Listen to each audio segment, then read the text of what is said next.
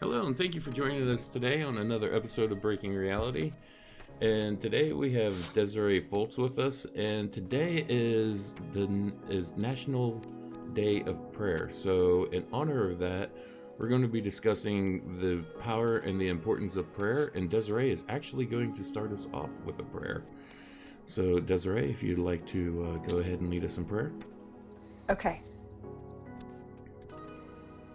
I'd like to invoke the Most High God and all of the gods and divine beings of those listening, if not mentioned by name, those felt in spirit, to grace our conversation with inspired words so that those who listen take something away from this conversation, feeling a little more connected to Source, feeling a little more empowered to utilize that connection, and also to discover new ways to use prayer for making life better for not only the individual but also for others. And we ask this favor, invoking Iso Christ and all of their names. Insert your name here. Samodabi. Thank you so much with that. And now with that done, why don't you go ahead and just tell us a little bit about yourself so people know who you are, and we will get things going. We'll get into our conversation when you're done with that. Okay, well, my name's G. Desiree Fultz. Desiree is my middle name, it's what I go by. I was raised a Latter-day Saint, so I have a lot of experience in a very strict environment growing up with, I guess it's a very patriarchal religion. And my spiritual path has changed quite a bit over the years. A lot of that was brought about by some traumatic experiences that I've had. Sometimes being brought up in a high demand group or a really intense religious environment can really teach a person about seeking and seeking for something more than what you've just been presented with. So I was one of those people who accepted what I was presented with for most of my life, as many of us are. We just accept what we're presented with until we learn to question or until we learn to think critically. And it was around 2012, I decided that I really wanted to expand my idea or the knowledge that I had, and rather than just the narrow view that I've been raised with. And so I got into this binge reading books. I think we talked earlier about how you like books as well. Absolutely. And over about a 2-year period, I read something like 350 books. Holy cow. And if I wasn't, it's a lot of books. And if I wasn't reading, I was listening to an audiobook while I was cleaning the house, doing chores, whatever. There was always something going into my head. And that opened up a whole world to me, obviously, of new ideas that I'd never considered. And some of them very different from what I'd been taught. But that door was open, nevertheless, and we'll talk a little bit later, but maybe about a couple of those books that inspired some changes in my life. But that being said, I ended up joining a Comasonic lodge, so I became a Freemason or a Lady Mason, and explored group ritual for a while with a group of people from all different walks of life, and learned a lot about prayer and ritual from that group. And then I received some scholarships, and one of those scholarships was to study with the Golden Dawn. And the Hermetic Order of the Golden Dawn is pretty popular when it comes to, magic and certain types of esoteric spirituality. And if you've done any kind of searching for secret societies or any kind of magical group, you've no doubt seen their name mentioned at least once. But I got a lot of training from those experiences, and through those scholarships, I learned a lot about astrology and actually became an astrologer because of those studies, and became a bit of a theurgist. So we'll talk a little bit later about what theurgy is, and it's a form of prayer. It's a type of magical invocation that uses ritual and ceremony along with the prayer. So the prayer that I presented here in the very beginning was a very simple, stripped-down version of a prayer, and I don't pray the same way every time. I switch it up a lot, again, because of all those different modes that are available. So I don't limit myself to one type of prayer that's repetitive and, empty as it can become if you do the same thing over and over and over again. Changing it up sometimes kind of seems to spark that fire in wanting to really know all of the different emanations of God and the way that those emanations can be lived through us, and that we can connect with Source. So, in a nutshell, I've lived a very religious and spiritual life, and I've traded religion for spirituality, as many of us on this show listening probably have.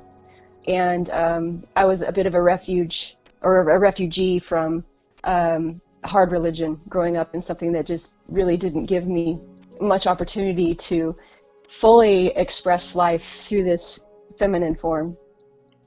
So here I am today, having an open discussion with you, and we both have some very different backgrounds, obviously spiritually, but we can learn a lot from each other, and I'm looking forward to that. Oh, absolutely. Like I was telling you earlier when we talked, I grew up in a strict Christian household, and it was a full gospel, non-denominational household. It was not quite the Pentecostal holiness, but it was about as close to it as you could get without all the restrictions on like makeup and clothing and stuff along that lines. It didn't go to that level of restrictions, but it was pretty close. And one of the things that I do remember growing up in that environment was prayer. And we talked about this a little bit earlier. And the power of prayer and how important prayer was in that environment. And when they would pray, there was different ways that they would pray. And, sometimes they would speak in tongues when they would pray. Speaking in, if you go and you look into the book of Acts, Christ talks about that he would, the Holy Spirit would gift them with new tongues to be able to speak in a holy language that wouldn't necessarily be understood, because one of the other gifts that was given was interpretation, for people to be able to interpret what was said in tongues.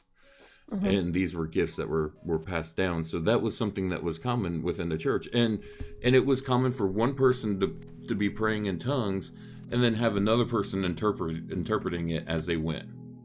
Interesting. And that was something that I was exposed to in the church. And then something that I brought up, and you said that you hadn't had the chance to see it, was intercessory prayer, where someone stands in place for someone else that's being prayed for. They hold that space, and others will pray for someone using that person as like a placeholder. If that person's not there, if they're sick or in the hospital or they can't do it, or they're maybe praying for someone that maybe doesn't necessarily want the prayer or isn't accepting into the spiritual or religious beliefs. They would pray on their behalf using an individual as kind of a placeholder for that. And that's just some of the experiences that I had with prayer just within the church. And then after that, things as I started going off on my own path into spirituality and getting out of the church, prayer took on a whole different meaning in a whole new way too. Definitely. And you definitely introduced me to some new concepts. That intercessory prayer was new to me. We didn't have that growing up, as a Mormon or as a Latter-day Saint. It was usually someone worthy in the congregation who could pray, and if you were under any kind of church discipline, you couldn't pray within the group. And of course, everybody was encouraged to pray morning, noon, and night, and in their closet and privately as well, which, I had plenty of conversations with the man upstairs, being taught there in that particular sect that God was male, masculine form, and I always addressed the Father, the Father in heaven. Of course, there's the divine feminine as well. So as I began to wonder why we didn't address the feminine, that kind of got me sparked into looking at other forms of prayer, which I do include sometimes gods and goddesses, usually invoking the Most High God first, because it's not a name that any of us really know. We don't really know the name of this Most High God, other than that it just includes all of the emanations of God and all of the other aspects of belief or God in this one whole entity. Right. So when I say the Most High, I'm generally just referring to that one intelligence that includes us all and every belief system within it. Absolutely. And if you look at a lot of different belief systems, they kind of do in a similar fashion, where Christians refer to God, there's not a specific name. And it's one of the things that it really cracks me up, where a lot of Christians will be like, "Oh, Muslims pray to Allah," and I'm like, "They pray to God. Allah's just the name, the Arabic word for God." It's you know, they think that they're invoking a different deity or a different God. No, it's the same one. It's different different words, different way of saying it, as we have many tongues, you know. Right. And it's like, you know, the Native Americans pray usually to the Great Spirit. I myself, I refer to God as the source, or as the source of all creation. I like that. Because it's that spiritual being is where all of creation flows from. You know, Definitely. everything flows from there. And so that's usually the way that I'll pray. But I do invoke goddesses and other gods as well at times. It's very common for me to pray to the Earth Mother, or to Gaia. You know, same names for the same goddess, or different names for the same goddess. So definitely. And then, you know, of course, my favorite mode of prayer, or one of my favorite modes, because I have 2 or 3 that are my favorite. In fact, my least favorite mode of prayer is the kind that I gave in the very beginning, where it's just words without any kind of ceremony or incense or anything like that. They're powerful, even if if you're driving in your car and all you have is a word or a thought, that's still prayer. And you can have a prayer in your heart literally 24/7 without a word being spoken. And, you know, not everyone's taught that prayer is a vibrational technology, a spiritual technology that can be used in many ways. And to limit yourself access to that power really is kind of a shame, because there's so much that you can access in so many different ways. And sometimes just addressing the all God, or, you know, the almighty God, whatever it is, that unnameable God, it's kind of just encompassing everything. But sometimes it's like, you know, you have comfort foods, for example, when nothing will do but that taco. right. Sometimes nothing will do but this one deity or this one angel. So, you know, sometimes I'll work with angels like Raziel. If I want knowledge or secrets revealed to me, I pray to Raziel. Because, you know, I mean, the Almighty God is wonderful and it includes all those things, but sometimes you get a personal relationship with these other deities, and the theurgist has that personal relationship. So establishing that relationship with the different God-mind aspects or different emanations of God can sharpen a specific energy within you that you're trying to connect with by addressing it specifically and by name. So if there's an area you feel like you're lacking, you know, instead of just going to the Almighty God, which may be too broad, like just sweeping the floor very broadly to clean the floor, it might be spot clean sometimes. And sometimes spiritual hygiene requires that you spot clean certain areas of your consciousness. And sometimes that can be done through prayer by invoking specific deity. Absolutely. And theurgy is one way of, so like, for example, theurgy is the invocation of supreme beings, deities that are on the right-hand path or in the high heavens. And then there's the opposite of that, which is like Goetia, which would be praying to or summoning or working with lower spirits like demons and you know, lower spirits, you know, and that's a choice. People can choose to pray and work with whatever spirits, but just defining the difference between theurgy and Goetia there is that I am specifically a theurgist, and I prefer to work with the higher spirits, angels, and heavenly names. Absolutely. Now, one thing that you said there in the beginning of that was you talked about you can have a prayer constantly in your heart. And I imagine you probably heard the scripture too, to pray without ceasing. Yes. And so many people I've seen be like, well, how do you pray all day? How do you pray without ceasing? How do you constantly pray? And you really touched on it. It's just that thought. It's you don't have to be physically speaking words. Exactly. It's a consciousness, like it's intentionally living. Right. It's thinking intentionally. It's having control of your consciousness and knowing what you're connected to rather than letting something else drive you. And that's how you can have a prayer in your heart continually, is to literally just be conscious of what you're doing instead of being swept away, as they say, also by to and fro, like the waves are tossed in the sea. Having a sail, you know, and something to navigate by. And that's a constant prayer. It's really just having a presence with you. Absolutely. Constant connection. And there was a couple other things that you said in there too that go back to some scriptural things within the Bible. A lot of times on the show, I mean, we do go back to Judeo-Christian scriptures and a lot of things. But we'll touch on scriptures and beliefs from, all around. We don't limit ourselves to that, but Judeo-Christian scriptures is where we tend to go to, and it's where I've got most of my training from growing up in the Same. church. Uh-huh. You mentioned not just saying the same words, and Christ talked about, he says, and now pray as I pray, and he gave us, our Father who art in heaven, hallowed be thy name, thy kingdom come, thy will be done on earth as it is in heaven. And a lot of people think that when he said that, they meant to say that exact prayer. Right. But He's giving an example. Right. He was giving an example of prayer, but he was given what he was really trying to tell them was an intention and a way of energy of using when they pray. Because if you even go back in, I think it's in Matthew, he talks about do not repeat the same words over and Vain over. repetition. Right. And he talks about, Came to my mind too. Yeah. And they're just saying these louder and louder, and they have no meaning because they're just saying these hollow words. This is very important, actually, that you're pointing out, because it talks a lot in scripture about the Pharisees, and when they prayed to be seen of men, and prayed to be lights of men for attention, for whatever monies they were getting as clerical workers and whatnot. Right. And those are obviously not the right reasons to pray. Prayer is something that's very intimate between you and the Creator, and also between you and your brethren, because prayer connects people. You ever had a prayer with a group of people who have like intentions? That's powerful. It's like exponentially larger than you could ever put that power out. Also, with vain repetitions, something very important to point out is that there's no feeling in those words. They are words.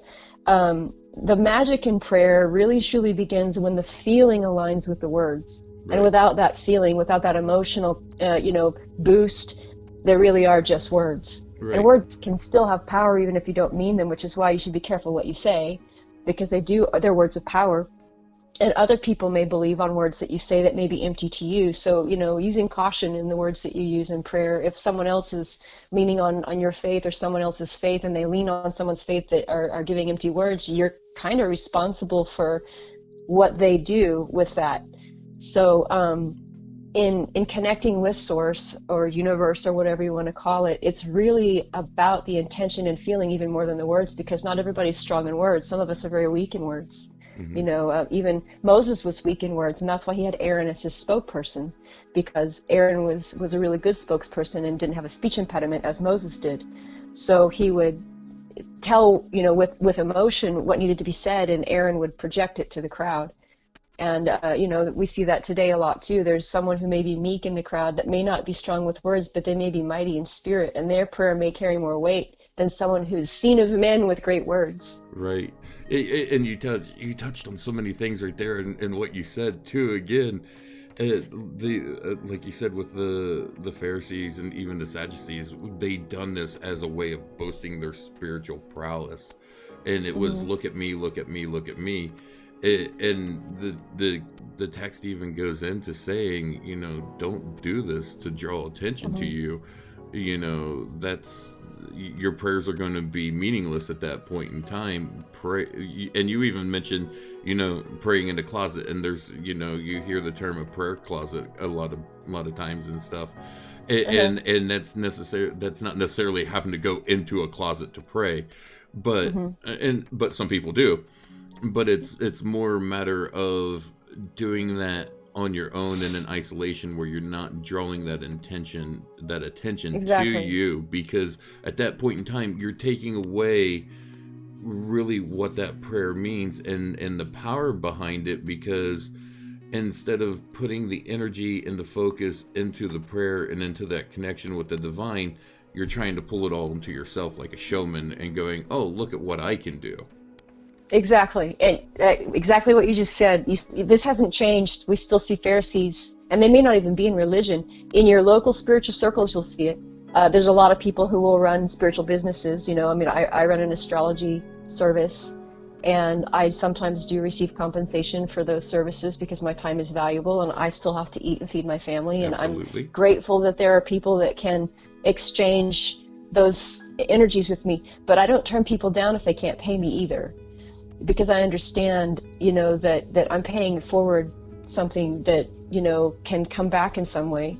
But at the same time, there's a lot of people even in the local spiritual communities that they like the attention they're getting from either being the witch of the community or, whatever outlandish, crazy spiritual practice that they have, and you can usually tell the difference between those who are truly there for the spirit of the law and not so much the letter of it. They may follow every rules and do a perfect ritual in front of everyone, but are they soaking up or vampirizing off that crowd and soaking that up to their own ego, or are they actually like just a conduit, and facilitating the experience for people? Because the public prayer, there is a difference. Either that public praying person is doing it for their own attention, which is to me a form of vampirism. Yes. Because you're taking something that's not yours. Those people are entrusting you to be, if you're the one with a good voice or really good abilities to do ceremonial magic, that's not yours. You're helping kind of deliver that. Like the mailman doesn't open a package delivered to someone else or addressed to someone else. He delivers the message and he facilitates that package arriving to the correct person. And he's not saying, look at me, I delivered your package, it's all me, this is for me, Right, exactly. And, we get it, rather than drilling that home even more. So we understand here, and that even in your local community, for people who are non-religious, in the spiritual community, we still see this vampiric practice among people. I have seen, I almost got to say, I have seen it more in spiritual circles than I have. I mean, I saw it a lot in the church. Yes. I saw it a lot in the church, but I have seen it intensely in spiritual communities and circles where people be like, oh, look at me, I'm such a great and powerful healer, look what I've done. Yes. It's like, no, you didn't heal that person. You didn't Their heal that faith person. Healed them. Exactly. Yeah, you facilitated the experience. You was a conduit for spirit and energy to move and flow through. And that's where the healing came from. You did absolutely nothing other than open yourself up as a vessel. Exactly. And so that's one of those things that you mentioned that, and I seen that. Now, you was talking about group prayer and people praying with the same intention. I've been in that situation quite a bit, and that is a very, very powerful situation. And with the intercessory prayer that I was talking about, that's usually how it would be. Is as one person was standing in intercession, the whole church would usually come up to the altar and pray around that person. Wow. And so you might have, 15, 20, 30 people all standing around praying simultaneously out loud around the same person, and then maybe one person would be louder than everyone else, leading in kind of a different aspect of prayers and stuff. But you would have all these people simultaneously praying over one person at one time, and you could feel the energy in the room when stuff like that would happen. And it's one of those things that I even want to go back and touch a little bit on some of the things that you said about theurgy and magic and spell work, because this really is, prayer really is kind of spell work. And, totally and a lot of people don't realize what spell casting truly is, and we're doing it right now. It's the words we speak is spell casting. Spelling is spells. Exactly. They're words with power. Exactly. So as we speak words of power and as we say things, and one of the things that I've always heard in different circles is anytime you say the words I am, whatever comes immediately after that is a spell. Yes. That is a spell. I am happy. Casting. Exactly. And I try to avoid saying things that, like, because you self-realize, you speak things into existence. So if you're to say, I'm not very good at drawing, then are you ever going to try to be good? Because you already have convinced yourself that you believe you're not good at it. Where is a child convinced that they're not good at drawing? Not until someone tells them they're not good at it. Every child, so there's this childlike quality to each of us when it comes to prayer, that until we're told, well, you can't do that, we'll try just about anything. But, most of us accept what we're presented with as well. And while they can be valuable things, the things that we're presented with, they may also be limiting. So, it's good to keep an open mind, because once you say, I know, you have no more room to learn.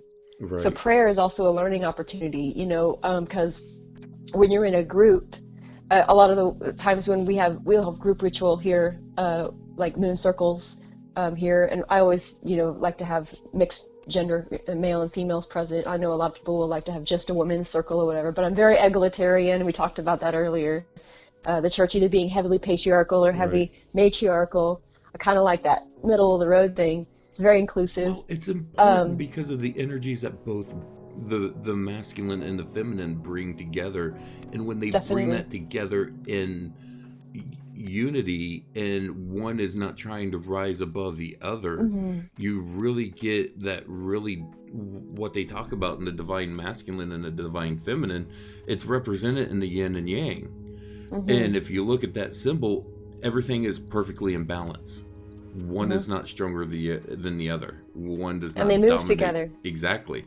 And it's all about the flow. Definitely. And I appreciate that in a prayer circle too, having both male and female presence. So we're not lacking or too heavy in one area and in another area. Obviously, there's specific rituals that might just require women or just require men that are masculine based or feminine based. But even we as people, and there's some Gnostic beliefs too, and other religious beliefs that God or the all God encompasses both masculine and feminine qualities. So is kind of neuter gender. Like the all God includes all of us, as we're in emanations of that. Of source, and so we're each with our own individual passions and ideas, but at the same time not separate from it.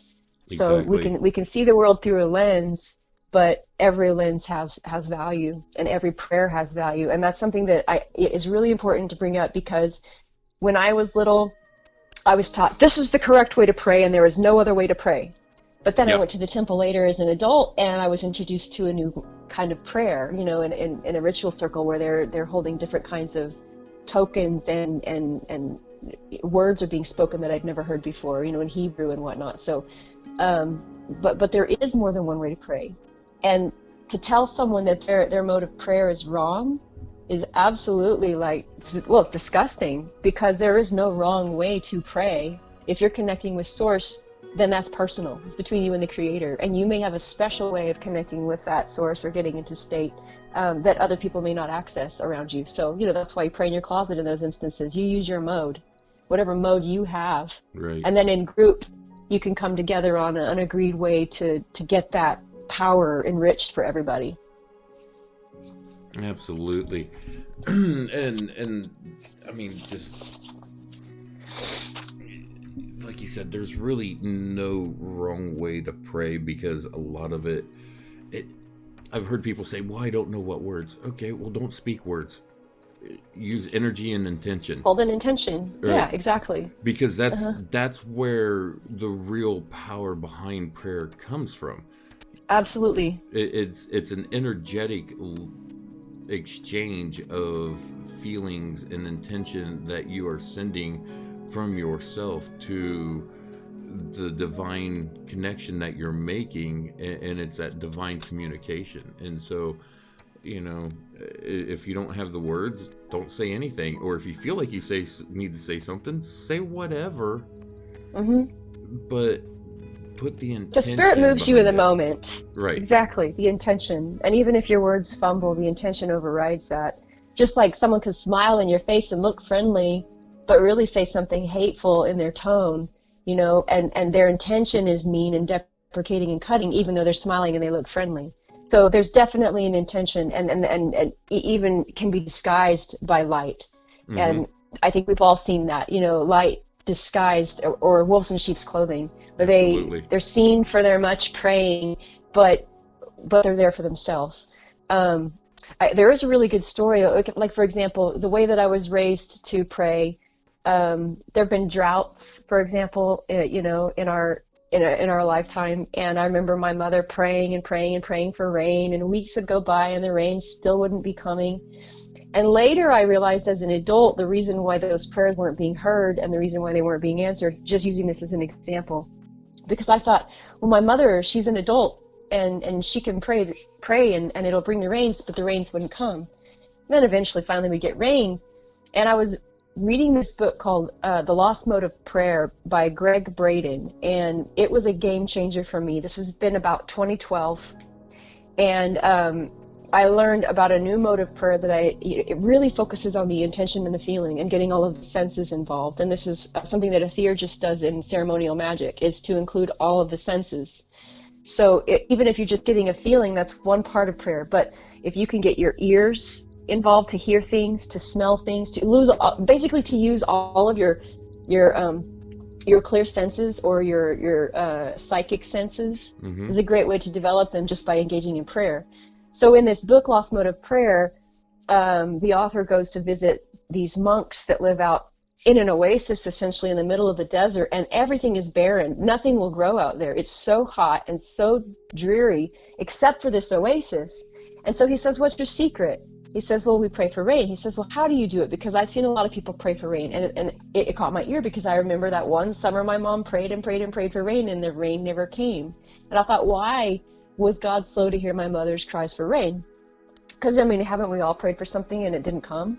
And we wonder why. Is there something wrong with us? No, it's probably just, is your feeling matching, is your feelings matching with your words? So what I remember hearing, for example, my mom would be like, oh, please send us rain, we just need it so bad. But I could also feel the energy that she was holding was that of desperation and that of lack. Rather than feeling grateful for rain that was already there, she was feeling the lack of rain that was not there.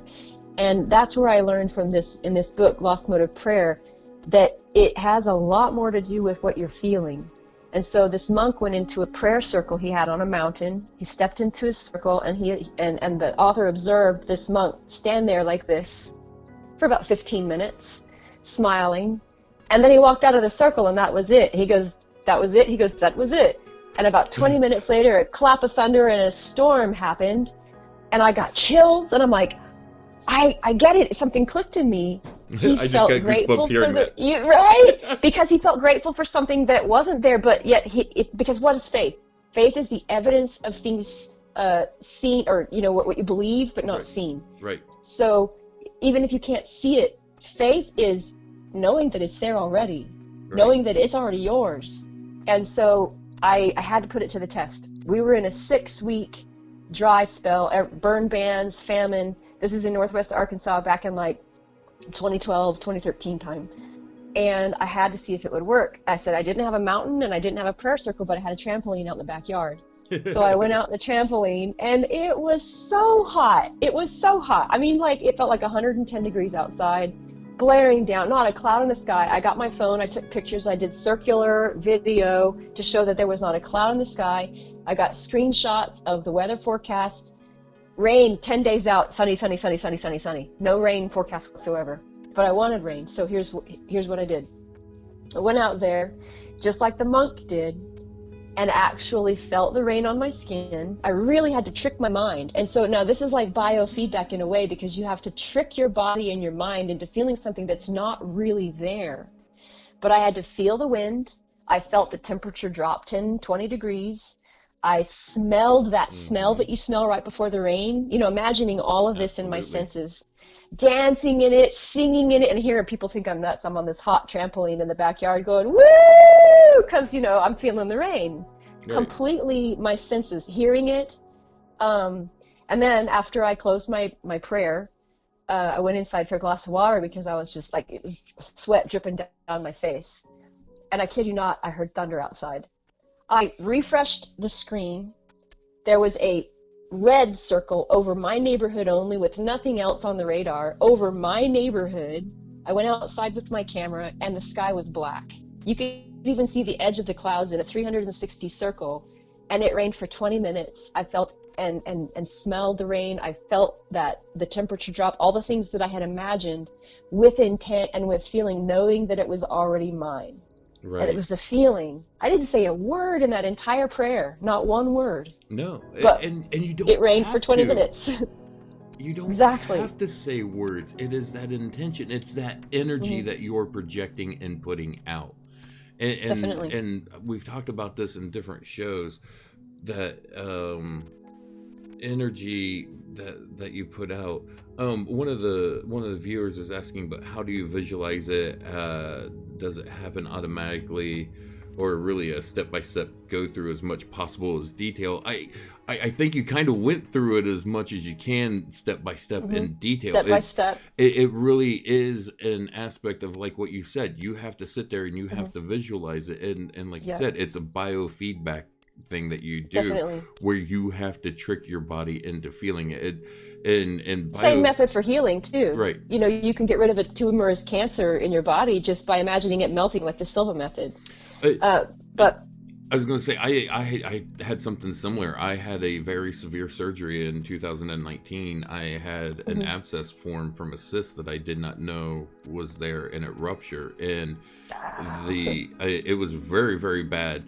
I was actually in between places because of some stuff with a really, really horrible landlord. So I was staying at my parents at that time, and I told them, I said, and I was horribly sick. And I deal with some autoimmune issues. So initially I thought it was just a really bad autoimmune flare because it was really similar to that. But then I could tell it was getting worse. And I woke up and told my mother one morning, I'm like, you guys have to take me to the hospital right now. I can tell I'm literally hours away from death. If you do not get me to the hospital, I'm going to die. Wow. Got to the hospital. The doctors actually said those exact words, that I was literally hours away from death. They started me on a very extensive round of antibiotics and pain medications and everything because I was in severe pain and with everything as well. And then a couple of days after being in there, after trying to treat it with medications and stuff, they went ahead and done surgery, and I had a massive, massive surgical wound. And when I went to the wound care doctor after, about a week after the surgery and everything, and the wound care doctor was starting their process of everything to help the wound heal, my first question is, okay, well, because they had moved me out of the hospital into a recovery facility. It was basically a nursing home that had a area set aside within it for rehabilitation of people that had surgeries and stuff to, for long-term care and stuff, and intensive care while they're recovering. And my first question to this doctor was, how long is it going to be until I'm out of here? And he told me, he says, you won't expect to be even going into home health care until at least after the holidays. And this was, I went into that facility on July 4th. I saw the wound care doctor the following week, and he told me that I wouldn't be home before the holidays. Wow, that's like 6 months. Yeah, and he said that was just to move into home health care, where it would be another month or so of recovery even then. And I told him, I said, no, I'll be home by Christmas. And so what I ended up doing was I started working with, some biofeedback techniques. I started working on visualizing the body healing, visualizing the cells rebuilding and the tissue growing and everything closing up and the infection being fought and gone away and everything coming together. I moved out of that facility into home health care in October and was declared fully healed on December 3rd. Wow. So that's a miracle. Yeah. and the doctor came to me and he's like, you heal really quick. And I'm like, yeah, there's some secrets. If you ever want to really sit down and have this discussion, we can. So, yeah, I mean, that is, when you started talking about that is something I personally have experience with. And, I didn't just use that. I also used, some work with some different frequencies and vibrational work and stuff with some music and sound. And those things affect our body because we're energetic beings. We're made of energy, and so frequencies and vibrations affect us as well. And prayers and spells are frequencies and vibrations when we speak. Absolutely. And so those. Are you familiar with cymatics? Oh yes. Yeah. Yes. Case in point. Yeah. Change pitch, and the dust on a drum head changes pitch or changes shape. Exactly. And The person who asked earlier about is it a step-by-step process, I wanted to point out that there's 4 stages of learning. And in the first stage of learning, you are unconsciously incompetent. You don't know you suck at that thing. You don't know. You don't even know. You have no idea until someone points it out to you, and then suddenly you're consciously incompetent. Now you know you're not good at it. So you can get better at it, which means you have to consciously apply effort, which is the 3rd stage of learning, to become consciously competent. A consciously competent person is someone who, say for example, learns a new thing. A kid tying their shoes might have to stop everything they're doing to focus on tying their shoes. They can do it, but consciously. They have to think about every step and count through it and say the bunny ear, around the loop, whatever it is. But eventually you become unconsciously competent, and you can talk and carry on a conversation while tying your shoes. You can drive your car while having a conversation. There's a lot of things you become unconsciously competent at, good at it. So when you begin any form of magic, you go through those 4 stages of learning. First of all, if you don't even know that I didn't even know there were other modes of prayer when I was younger, because I accepted what I was told. I was unconsciously incompetent at other forms of prayer. Then I learned that there were others and became aware that I didn't know how to do them and had to consciously go through the steps of doing those things. So, now it's as easy as if we're having an event and rain is forecast, I just push the clouds around the event. I just know it's going to happen, and we've never had an event be rained on. And people are like, "Well, isn't that sorcery?" I'm like, "No, the rain can come when we're done. It can rain all night for all I care." But right. It's like you are part of the universe. You're connected to it. And so, if you want the water or tornado to go around your house, if there's one tornado warning, then by all means, just shift that tornado around your house. I have literally seen neighborhoods where everything was taken up but one house, and someone was praying in that house. Has to be. There's only one way to explain it. It's magical miracle, right? I have examples of that as well. My mother is very, very strong in prayer. Very strong in prayer. She passed away this past winter, but there were several times where tornadoes were heading straight for her house, and there was even one time it was just me and Mom at home, and we knew a tornado was coming. We could hear the sirens from town and stuff, and we knew a tornado was coming, and it was coming right at the house. And Mom was praying, and one of the volunteer firefighters was chasing the tornado. He was chasing the path of it to go to each house and check and see if there was anyone injured, so he could call in for help if need be. And he came up to our house and he goes, "Guys, I don't know how." He says, "I watched a tornado come to the edge of your property, jump, and then land in the field on the other side of your property." And I was literally sitting in my bedroom when it happened, and I watched the tornado land in the field. And the only thing that was damaged on the property was a shed was pushed off of its foundations, and literally nothing inside it was damaged. It just had to be pushed back up on the foundations, and it was perfectly fine. And so you've been in that experience. And Mom even said that she constantly prayed a hedge of protection around that property, that no damage or no harm would ever come to that property or anyone that was on it while they were there.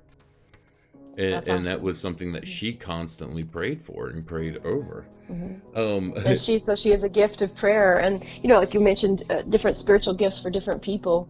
And believe me, I'm not talking about my mom. I was using that as an example of that.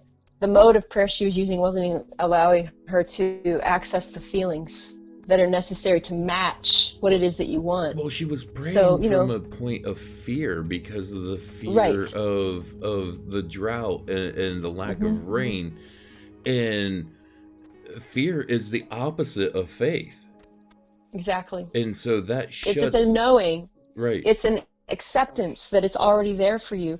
And when you really truly dive into the magic of prayer, and when you become aware that we are vibratory beings, or rather spiritual beings having a human experience, that this is all trickle down economics when it comes to the hierarchy of the heavens. We are not from here. We're from there. We're from some other source. We are connected to that, but we have dominion over, I guess, Malkuth, for example, the lowest of the Sephiroth. We mentioned, I was going to say earlier, we go back to the Judeo-Christian idea. Kabbalah, for example, is something that they use a lot. And I was always really fascinated with the idea that in the Sephiroth, they see that as aspects of the God mind, or rather, different ways that God experiences through us, right. That it can be manifested. And people are always trying to pray to one of those aspects, it seems, rather than understanding that the unification of them all is really what we're after, is understanding that you're parts of all of those things, that in the tree of life, you're not just that branch. You're the trunk, the roots, and the branches, the whole thing, even if you're only experiencing it as a leaf at this time. Right. It's still the whole tree. Exactly, because it goes into even the teachings that comes out a lot in theurgy and different other forms of magic, and especially when you start diving into the hermetics and alchemy, as above, so below. Exactly. You know, what is above is mirror into the below, and it's all one. It's all connected, and it's all intertwined. We did have another question that kind of touched on some of the things, and I think you will definitely like this question because you're a musician as well. It says, do you think music also strengthens prayer and healing? Yes, absolutely. Yeah. I knew exactly what you was going to say. I knew. It's another mode. Have you ever heard the song of the heart as a prayer unto me? That might be a Mormon scripture. I don't know. No, it might have been from one of. But I mean, it still holds true to me. You know, the song of the heart is a prayer. Yes. And music moves emotion. And so for some people, that might be their mode of getting into it. Just play their guitar. Or have you ever been in a jam session or a drum circle with 20 people? Yep. And everyone's playing something different, and yet there's this universe, this one song, right, that we're all connected. Even though we're all individual and playing different parts, we're doing that in unison and in harmony. And that it's like that every day. So really there's music around us all the time. Some people embody that, music. Some people hear it and create that here in actual sound, and some people hear it in their heads and don't know how to get it out. Right. So, my dad, for example, would be like, he loves music, but he can't play any instruments. He's like, I play the radio. Yep. But don't we also, we play songs in our heads? Right. And sometimes we find ourselves dancing in the kitchen while we're doing dishes and wonder what we're so moved. Exactly. And it's music is moving us. It's creating movement. And that's powerful. And then if you look at some of the different other traditions and beliefs, look at shamans and how they work with drums when they're getting ready to go into some things, or even some of the more different tribal cultures and stuff, when they're doing religious ceremonies where they're praying and stuff, they will actually dance and get into rhythmic motion and stuff, and that allows it creates a state in the body. Yes. Endorphins are released that create feelings. Absolutely, and they're dropping themselves, and there are actually with shamanism and some different other cultures and beliefs, like the dervishes, the way they dance and the twirling that the dervishes do is to get them into a very specific state where they are, through that rhythmic movement, are entering into a sacred state and a sacred consciousness. With shamanism, a lot of times it's the drumming that's what allows them to do their shamanic journeys and travel into. I do shamanic journeys realms as well. I do. And there is something, so you understand that there's that beat. The beat really takes you somewhere, allows you to get into a hypnotic trance so that you can see what wasn't there before. Absolutely. And a lot of folks that watch this show also know that I work with plant medicines, and I'll enter into shamanic journeys using the plant medicines. But even when I'm working with plant medicines, I will have solfeggio frequencies playing, and those frequencies will, depending on what frequency I'm playing, and I usually have drumming and other stuff that's tied in with the music that I'm playing, that can actually help lead me into different areas and open up different avenues and paths while I'm working in that journey state. Or there's a point where you gain a mastery where you can journey where you want, but having that music and those frequencies can make those paths easier to travel. Yes, and also mentioning that not all music is good music. Not all music is helpful. Some is destructive. At 412 is it 412 hertz is supposed to be healing 432 energy in music. 432. Okay, 432. But you won't ever find that on commercial radio. Nope, everything's at 444. Which is destructive. Is extremely And that's destructive. really important. Now, I was in radio for a while. I was in public radio, but I am also a musician.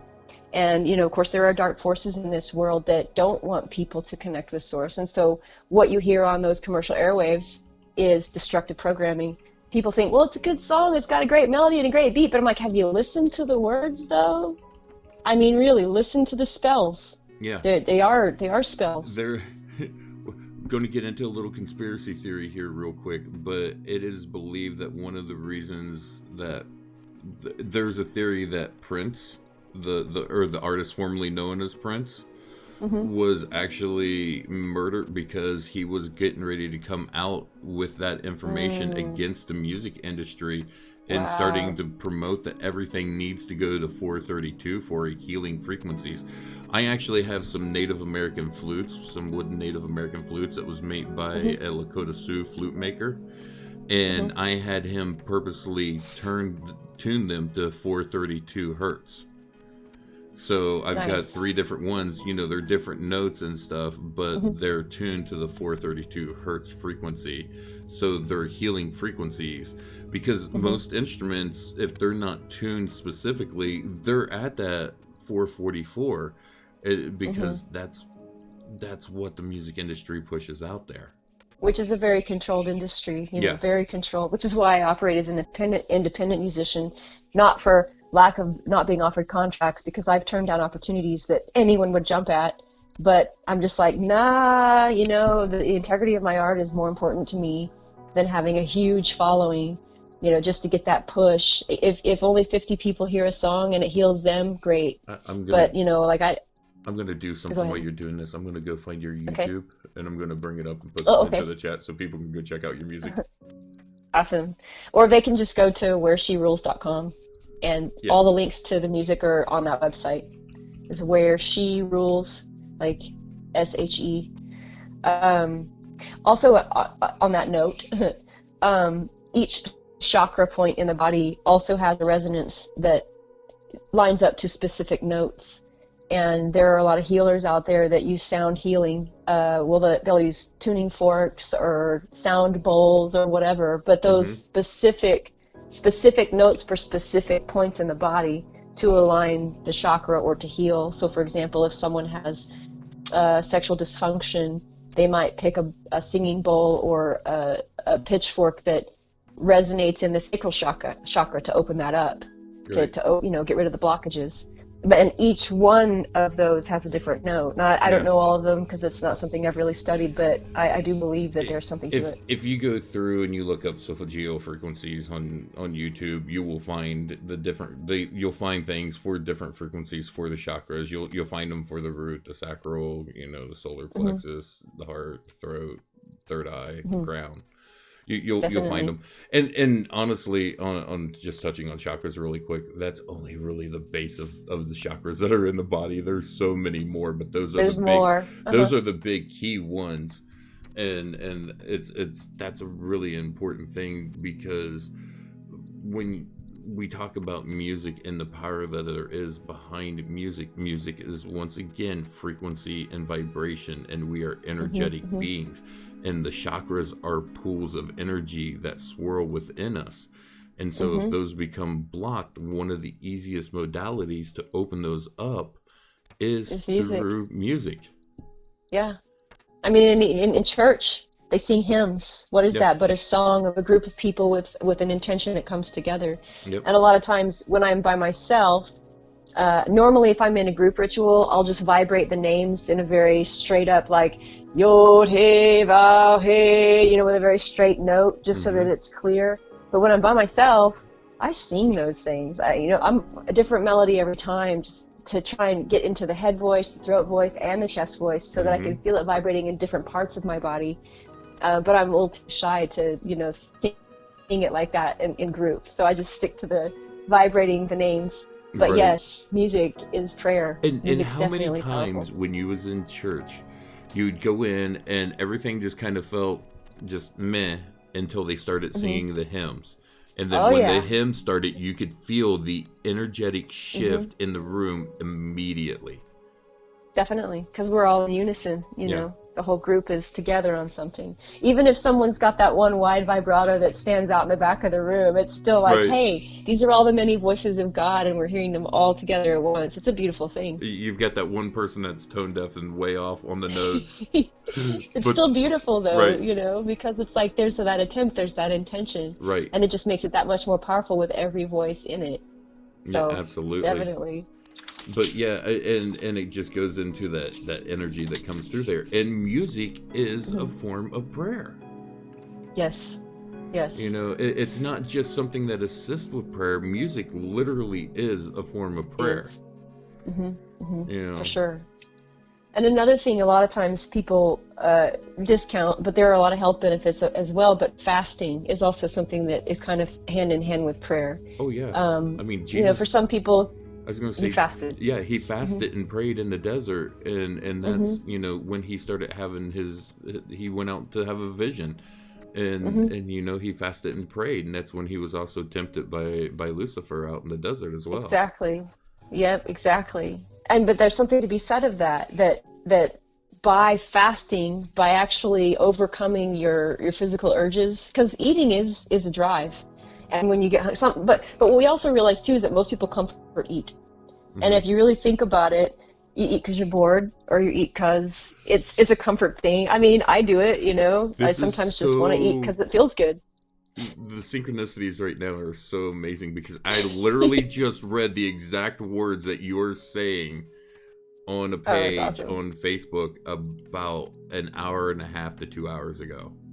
Wow. Yeah, Well, there you go. yeah. So food is something that can affect your ability to pray. If you're eating crap, I mean, if you're eating like full of chemicals and it's not even real food, that's going to inhibit your ability to connect to source. And they know this. Mm-hmm. They know, the food industry knows this, the pharmaceutical industry Well, knows this, that when you take over the counter drugs, it inhibits your ability to actually pray, to well, connect. what it does is it starts to calcify mainly the pineal gland, which Hmm. is Hmm. they have there's a very strong belief, and if you look through it, and you can go back through a lot of different things and a lot of different sources through different symbols and stuff, especially going back into some of the Egyptian hieroglyphics, some of the like the Ira, if you Hmm. look at it, it symbolizes the pineal gland. It lines up perfect Yeah. with the way the pineal gland is formed in the brain.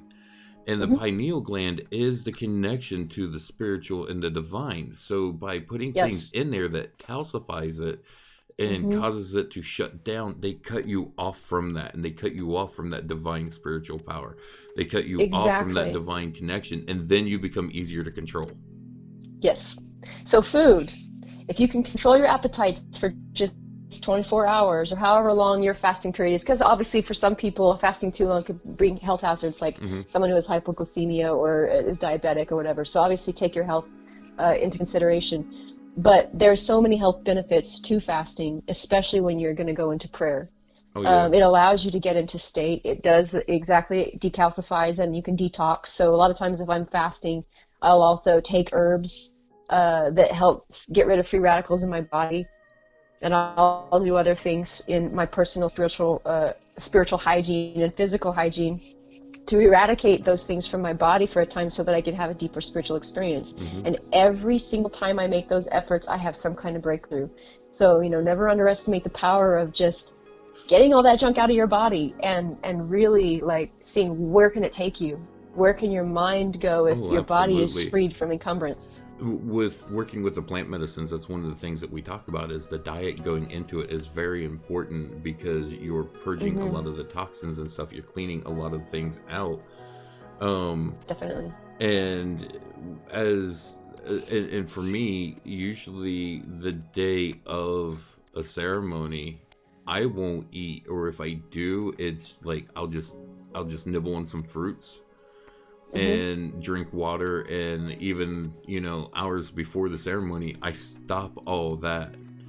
And, you know, I even stop drinking the water because I want to purge everything out of my body and out of my system before I go into that ceremony. Now, coming out of the ceremony, you're just ravished and you want nothing but liquids and food.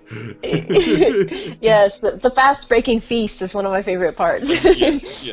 But really, the spiritual take is really the gem from fasting. Yes. And, you know, the health benefits. It's just getting, you know, your entire upper and lower GI tract cleaned out every once in a while. Because your intelligence is actually in your gut. Right. Yes. They refer to the gut as a second brain.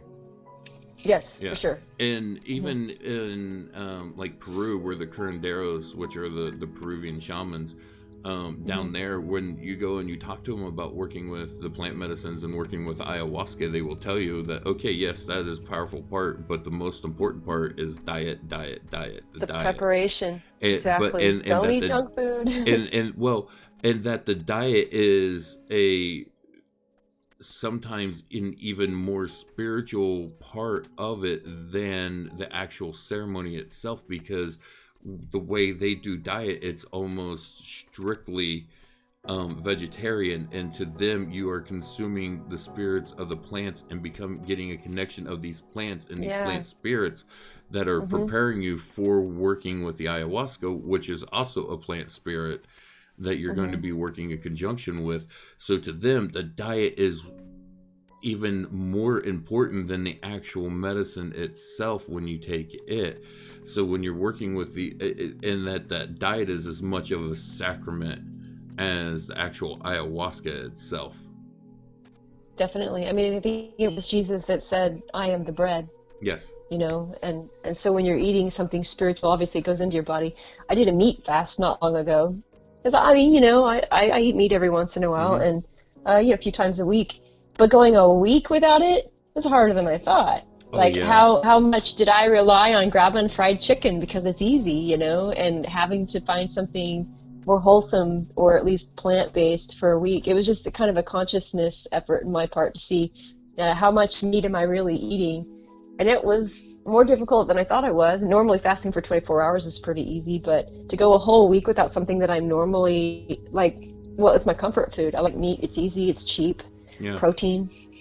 But I really feel like the benefit of going that whole week without it, I did feel lighter. I definitely had a more spiritual outtake from the week, and I just felt better.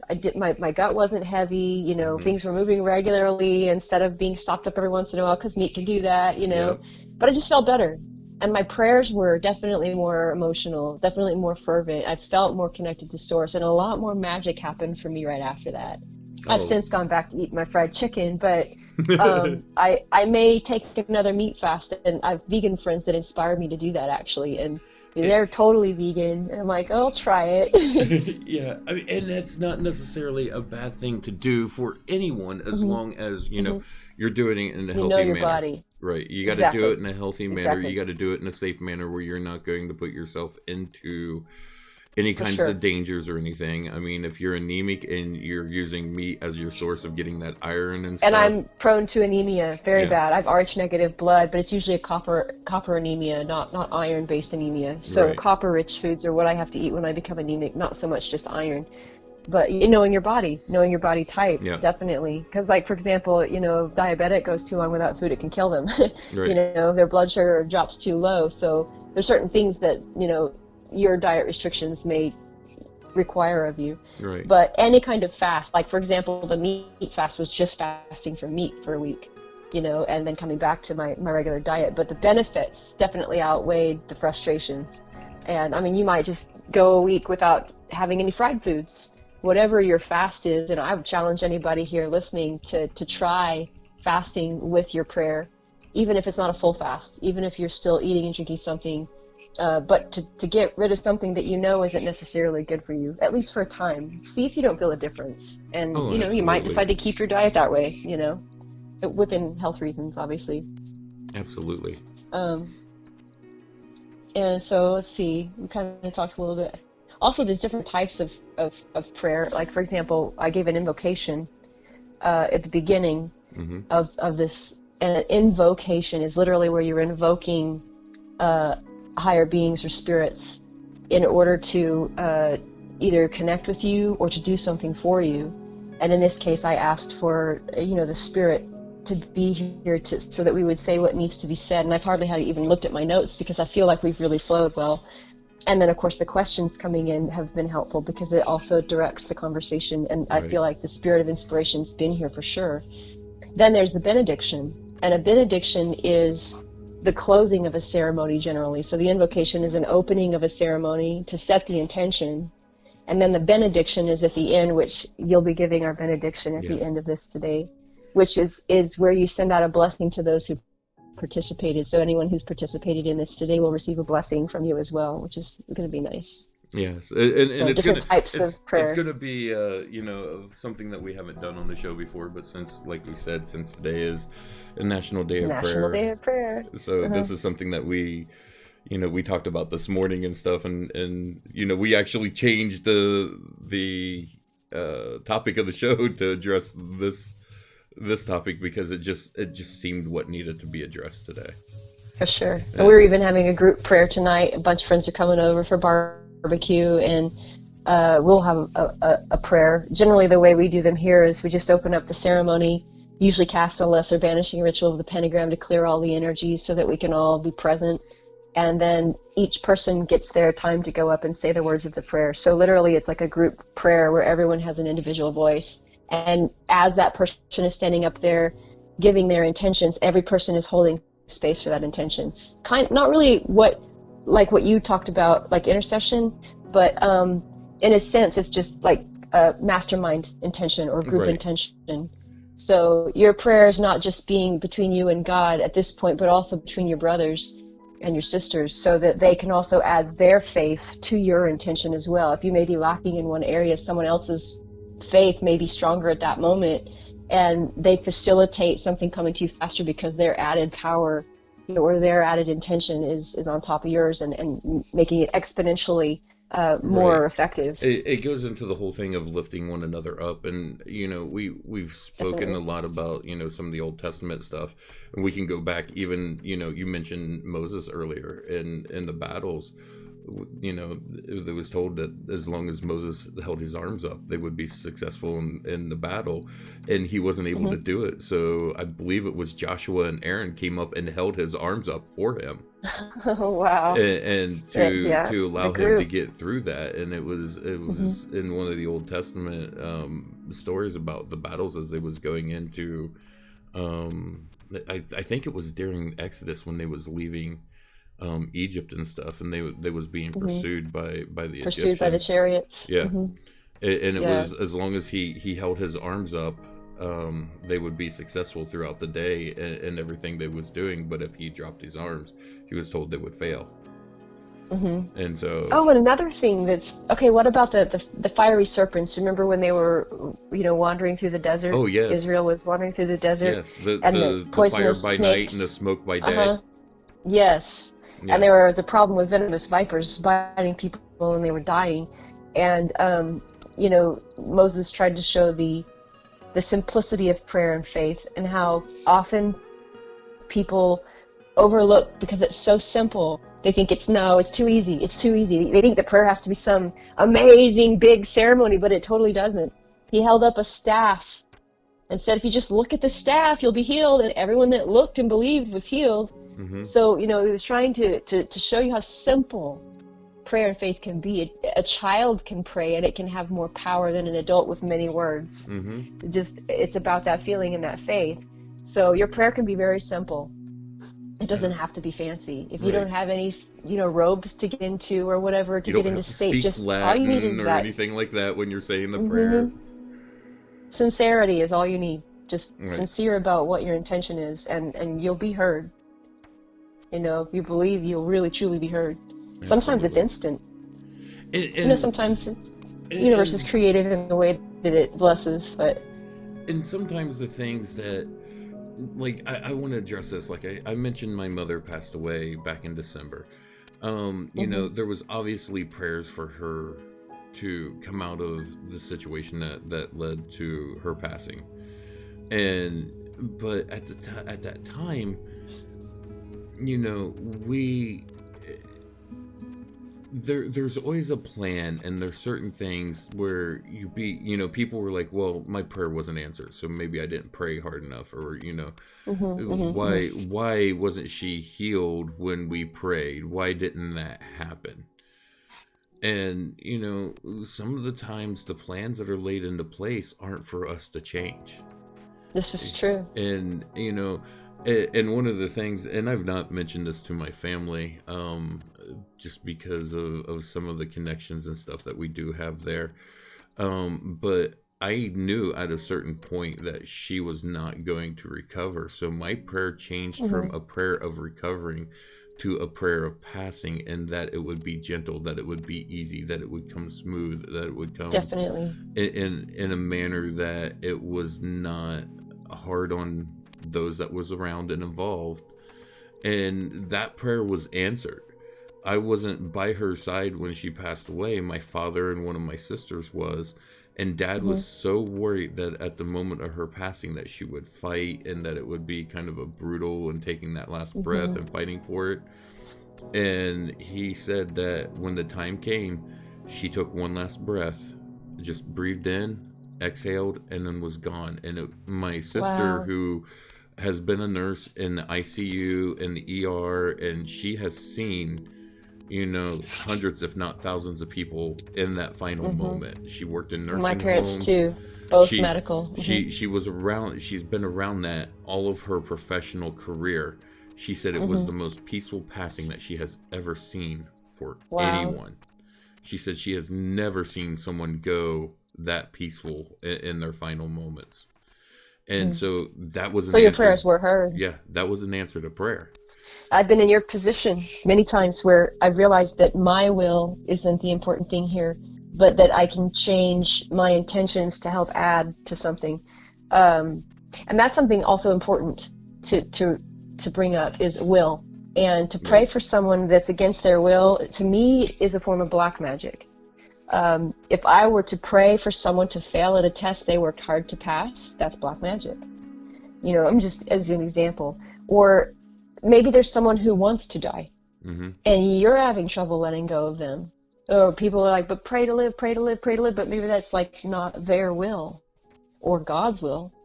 And we do have the ability with prayer to change the game a little bit, because this is a multi-dimensional plane. There's lots of different timelines going on at the same time. And at any given moment, a choice can take you into a new timeline. And we have the luxury of being spiritual people to kind of see the timeline a little bit and go, well, I kind of like it, would like it to go this way.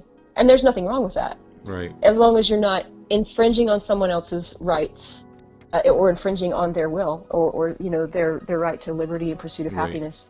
So if you're using prayer to override someone's wishes, that's not probably the best way to use prayer, in my opinion. But there are times where someone is just not necessarily wanting to die, but they might be in a mindset of they're lost, they're in darkness, they don't know how to come out of it. So this is true. So in that case, sometimes your wisdom can oversee or see things that they don't. I recently had a case with someone who was very dear to me.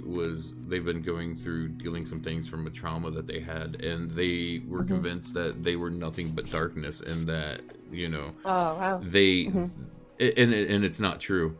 They're a very beautiful, very light being. They just shine. They're just, but because of the trauma and the way that it was affecting them, they were in a very depressive mindset, and they couldn't see who they are. They couldn't see any hope. And this is where judgment, righteous judgment comes into play. Right. Sometimes your will is merciful. Right. Where someone else's will and idea might not be so. So maybe a better example would be like, say, okay, I left the Mormon church. I resigned. And I know there were people praying for me to come back. And I'm like, I literally posted on Facebook, please do not pray for me to see and accept just your faith, or come back to church, because I've made my decision. And for me, my spiritual path is somewhere else at this point. Absolutely. So for people to send counter intentions to my intention that I made very clear with sound mind, I wasn't, infringed upon or whatever. If someone was mentally incapable of handling their own affairs, obviously, if you have righteous ability to see through that and to help them in ways that they might not be able to help themselves, there's probably some case-by-case basis thing going on here. Right. But there are also definitely times where prayer for someone is inappropriate. Right. Prayer for another might be inappropriate. Right. So, that's just kind of something that you'll have to filter out for yourself. So some of the things that I can think of is where, within the church where I've seen people who are of an alternative lifestyle, whether it's, they're a member of the LGBT community. And, you've heard in the churches, things like pray the gay away. Well, I've heard that. Yeah. Uh-huh.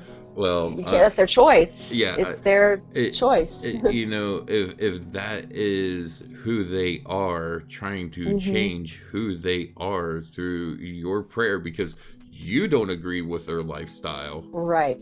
Exactly. That's a whole different thing, and that does totally go into what you talk about.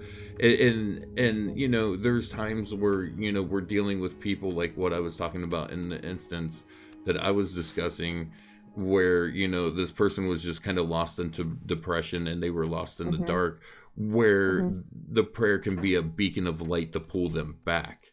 They're not necessarily at a point where they may feel all hope is lost and that there is nothing beyond that, but sometimes it's a matter of showing them no.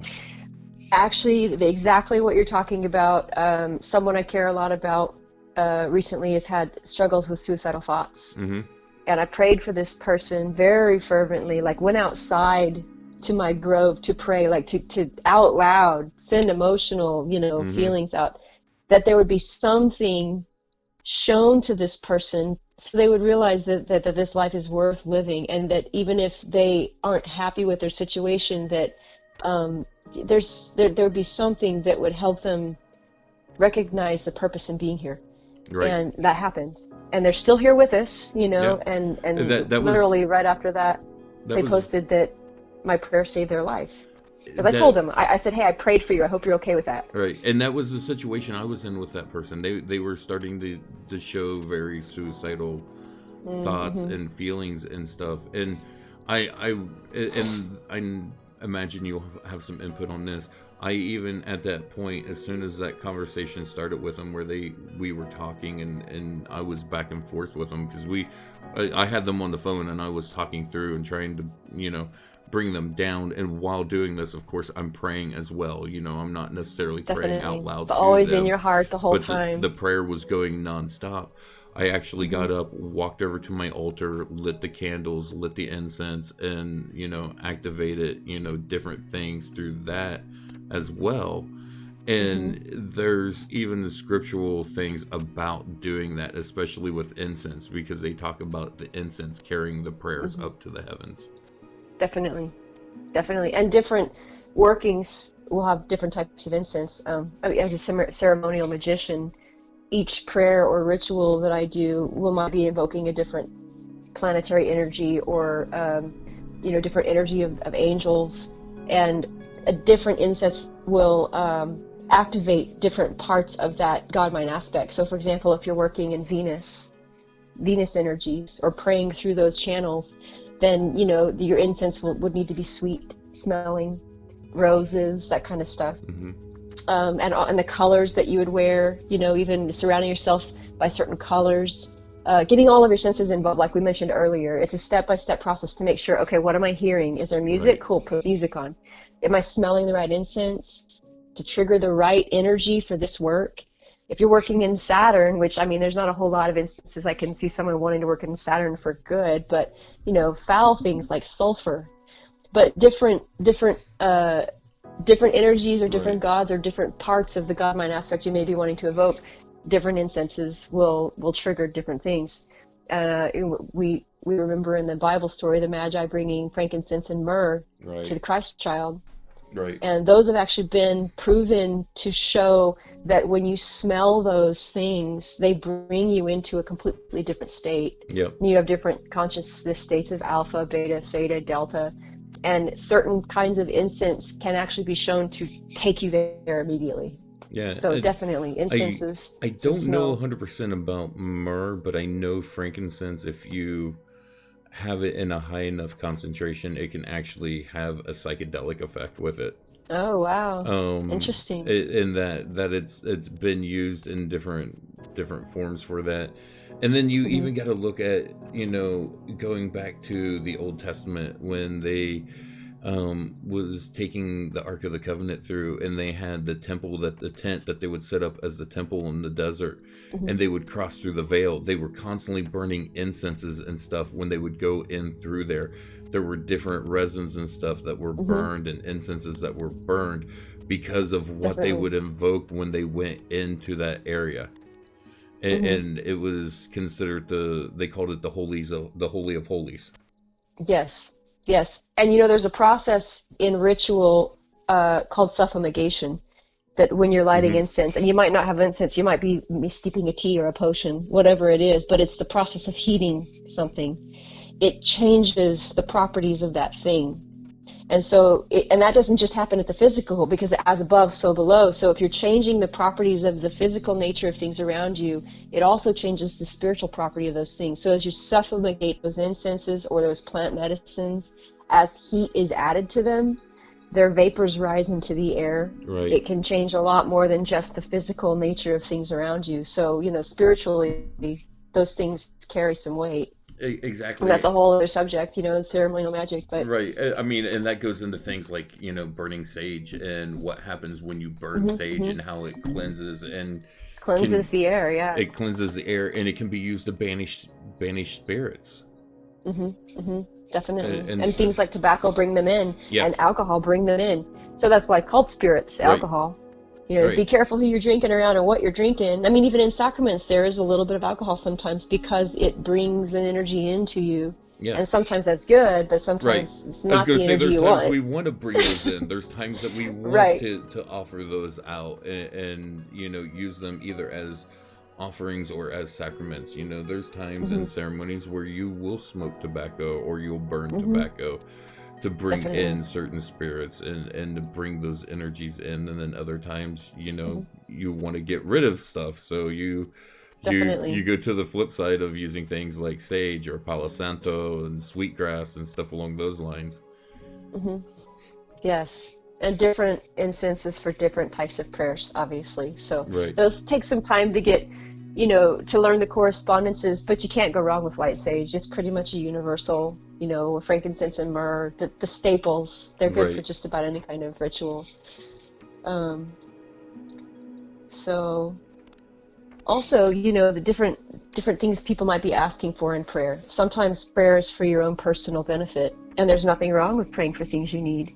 If you need money and you're in a bind and you've got bills you need to pay, you can literally say, "Hey, universe, send me $50." And then a weird check arrives in the mail, or you win a drawing at the raffle, and there's your $50. Or someone the universe is creative. A long time ago you forgot about shows up and goes, "Hey, out of the blue, hey, here's that money I owed you." So supplication is a form of prayer where you're asking for something, like something to be moved for you. It's like you're wanting to manifest something materially. That's prayer and supplication. So it's not just prayer, but supplicating, for it. And then there's, other types. For example, there's spells.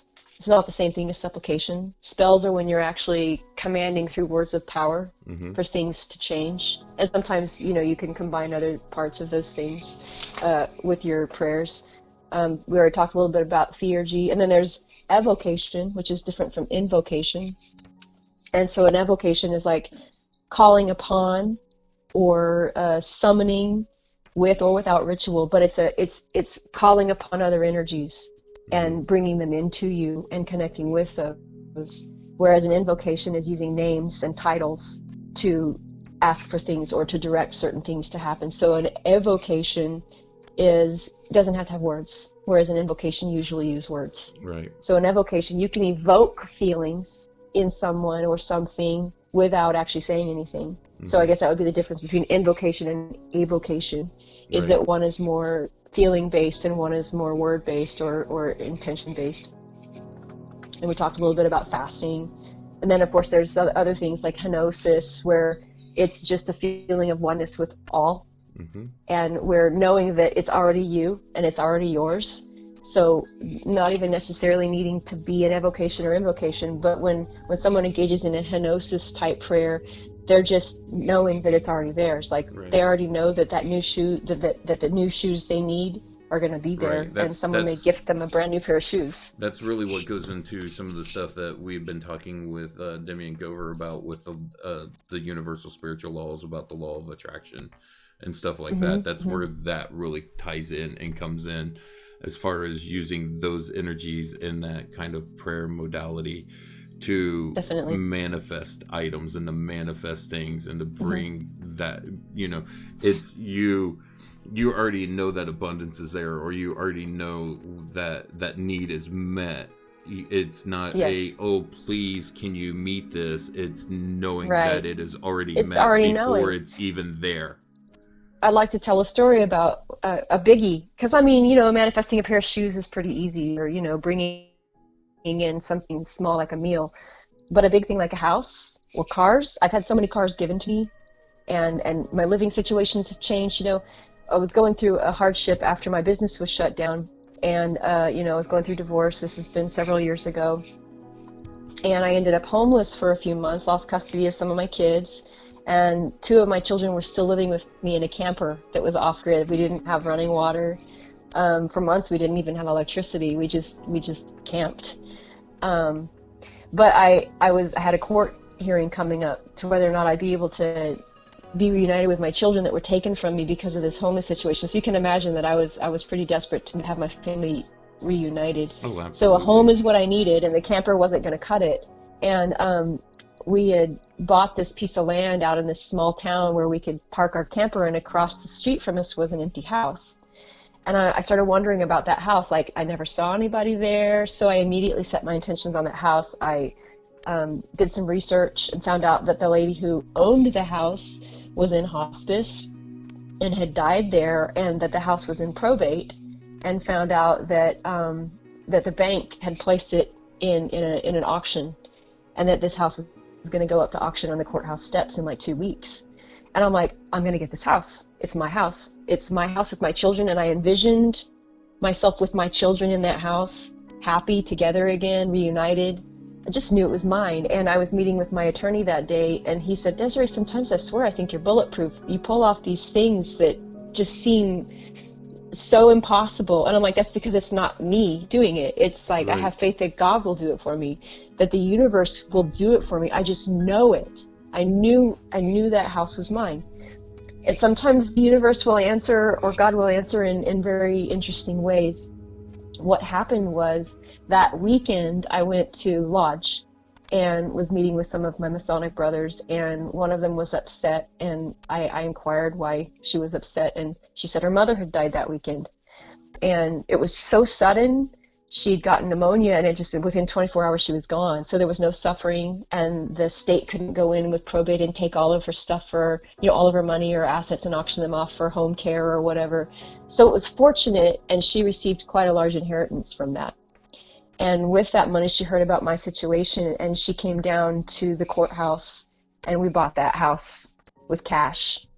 And the deal was I could live there as long as I was fixing it up for her, so that in 2 years, while I could get on my feet with my children, that she would have a nice home to sell. And that's exactly what we did. I had a place to live, and I got custody of my children again. I got to see my children again. And it was just one of those bulletproof moments where I just knew that house was mine. And it was interesting the way the universe had to kind of, someone had to die for that to happen, but, and that's tragic and sad, but it was probably her time anyway. But the interesting thing about prayer is, it's answered in ways we sometimes don't expect. We might be expecting one thing, but it's like electricity. Electricity finds the fastest route to be conducted. Right. And the universe is the same way. If you look at the brain, it's one big network of electrical like impulses and synapses firing. And the universe is the same way. And wherever the electric current can take the shortest route it's gonna meet you there. Right. And so if the fastest way for me to get into that house was to bring someone home, it reunited a whole family. And I'm to this day still very grateful for everything that this brother did for me, to help my family. But it was all part of that process of just knowing that God had my back. And, there's plenty of other stories I can tell in a very similar instance where there's no possible way I could have gotten what I gotten because nobody could see the money on their, nothing was on my radar. Right. And a lot of people pray with what's on their radar. But if you're praying with what's on your radar, you're really missing out on what you can have and what is already yours. Because there's so much outside that radar you can't see. I don't know if you know about. I don't know if you saw my post about a blessing I received today. I posted it. I didn't, but you told me about it this morning. Yeah. So, I mean, that was something that I didn't see coming. I've been, and it's a thing that I had mentioned with Demian about the way I perceive the show when we was talking about the law of attraction and the law of receiving and all of this. We've been discussing these things, and the show has kind of come up in my financial situation and stuff. I'm on disability. I've been on disability for a long time, and so my finances aren't really strong and powerful. I don't have a lot of extra money each month. So there's a lot of things that I don't necessarily have the ability to do with that financial income that I have coming in to do things that I want to do with the show and different things. And I had someone, a viewer come to me, a viewer of the show who wants to remain anonymous, and I will not say who they are, come to me and say, hey, I want to help you out. What do you need? And I said, I didn't want to ask for money. I didn't want to say, give me cash or stuff. I said, I tell you what, there's some stuff that I want to get for the show, some books and stuff.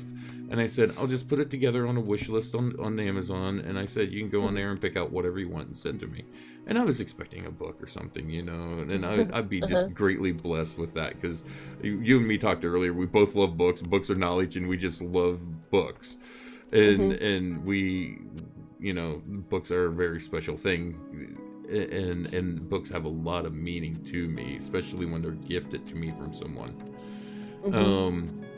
And this person went through and just blew me away with, I won't give numbers or anything, but they just blew me away with what they done. They took almost everything that was on that list and purchased it.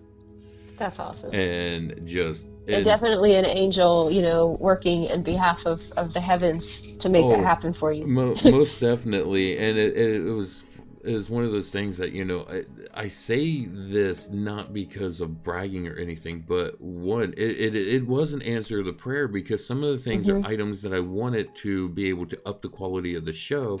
And I'm like, man, it's going to take me months to be able to get those. Well, they're going to be here next week. That's awesome.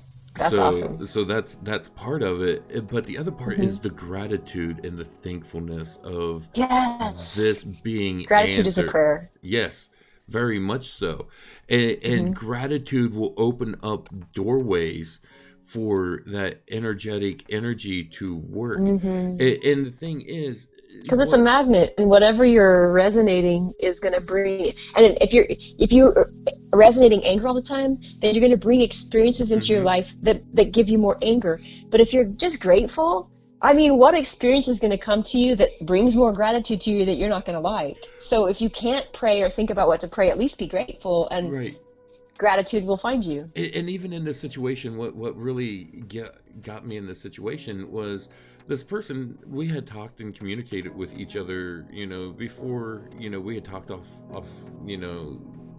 personally one-on-one together.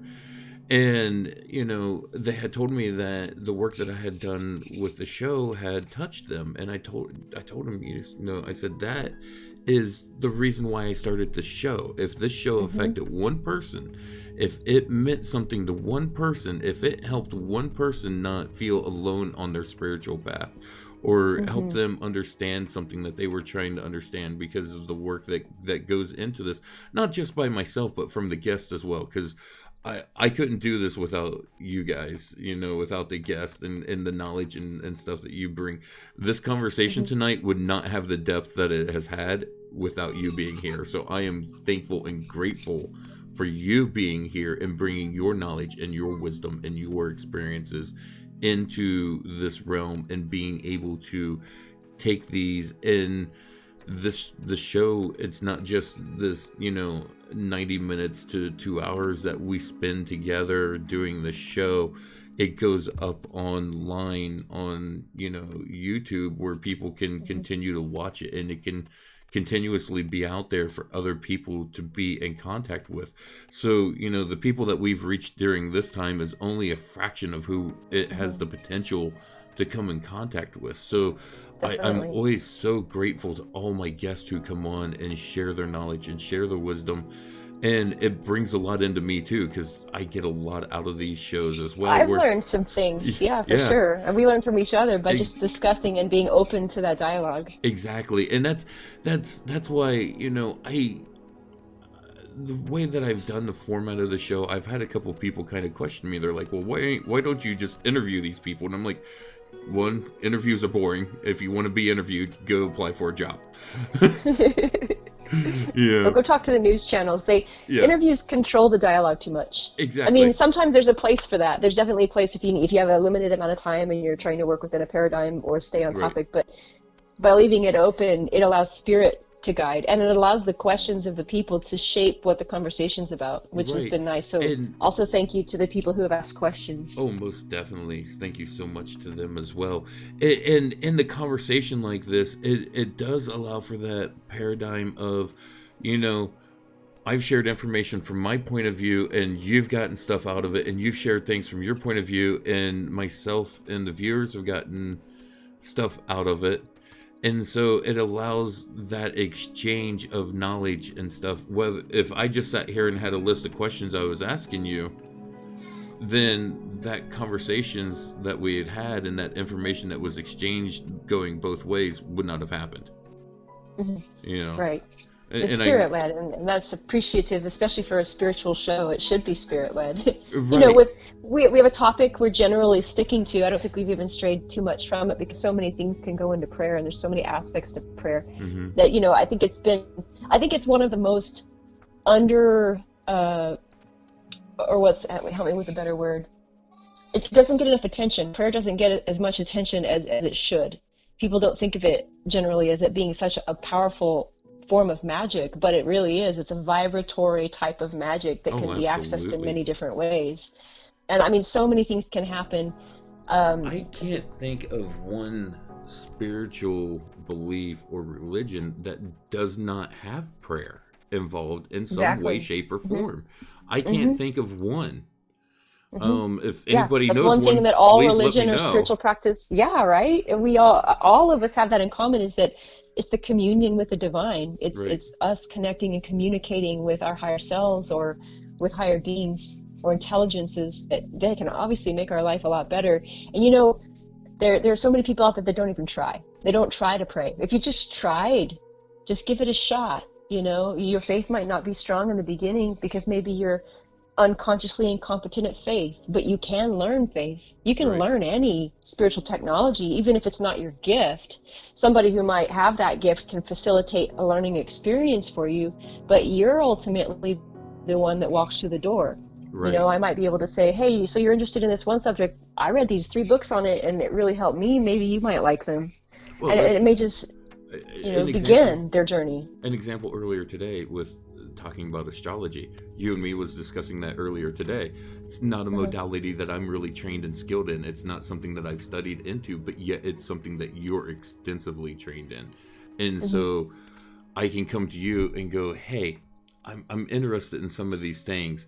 What knowledge can you impart onto me through your training where I can go, oh, well, I've got this knowledge over here from some of these other aspects that I can give back to Like you. I don't know much about plant medicine. Right. I've never had an ayahuasca experience, so right, and that's areas that I've worked in quite a bit, not just with ayahuasca, but some other different plants and stuff. And honestly, one of the things that started me down this path was at 15 years old. I worked at a campgrounds, and there was an all nations gathering of Native Americans out there, of the indigenous tribes and stuff. The First Nation tribes are out there. And I got invited by a Lakota Sioux elder to partake in a sweat lodge with him. So I went and done a sweat lodge with him. And then what an honor. He invited me back the next day to do a warrior sweat with him, which was a deep honor because it was a very selective thing to go into that. And then afterwards, we actually went into a Peyote Ceremony, which at 15 years old, I had no idea what I was getting into. I didn't even know what peyote was. I had never had anything along that lines. I had never smoked a cigarette. I had never drank alcohol, and the night previously we had smoked the sacred pipe after the lodge, and so that was my first experience with anything along that lines. But then we went into this peyote ceremony, and I'm sitting there and I'm going, well, this is just part of the ceremony with this, and I didn't really realize what was about to happen. I had absolutely just like it's so no easy clue. for someone to take a sacrament or to take a Eucharist, but this was just part of the ceremony. But I bet it knocked your socks off. Yeah, and so here we are. Took you to another realm. Here we are pulling out one of the most sacred sacraments in that can be used. And peyote was so valuable in North and South America and stuff, and it was a trade commodity and stuff because of the importance of this sacrament to the indigenous peoples of North and South America, and it was one of those things that to be brought into that at that age and inducted into the path of the mystic at that age. This elder saw something in me and said, I'm bringing him in. It was a right that I was going, it was, bringing me in, and I was going through the rites of being inducted into this path. And I didn't like an initiation. Right. It was an initiation process. And I didn't necessarily realize it all then. It took me years before I really, really understood what that whole process started off. But that whole process started everything that's led me down to the path where I am today. And without that, I don't know that I would have gotten to where I am. But that elder saw something and said, here, take this. And I just trusted him. I just blind faith trusted this guy that, he's telling me to do this. He knows what he's doing. I'm just here. And oh man, did I go for a ride that night. It was glorious. There was a lot of spiritual things that happened with it. And it was funny though, because my boss at the campground, who was the assistant director and the director, both showed up, and they find me down here with several guys doing peyote at 15 years old. Wow. And they lose their mind because they're terrified that my parents are going to find out, that they're going to get sued, the campground's going to get sued, and it's going to be a big ordeal. My parents did not know. I told my mom literally like a year ago for the very first time that happened. And she's like, you mean you was out there doing drugs? I'm like, Mom, we wasn't doing drugs. We was doing sacraments. It was plant medicine. It was sacred. It was holy. I said, this is an induction into the path that I came down through and has led me to where I am today.